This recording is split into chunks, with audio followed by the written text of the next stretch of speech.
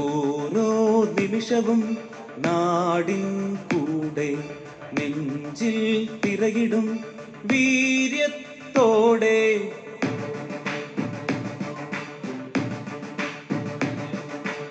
ഓരോ നിമിഷവും നാടിൻ കൂടെ നെഞ്ചിൽ തിരയിടും വീര്യത്തോടെ. ഇരവിലും പകലിലും തളരാതെ അരികിലും വിവരിതാ വിളിച്ചിങ്ങാതെ.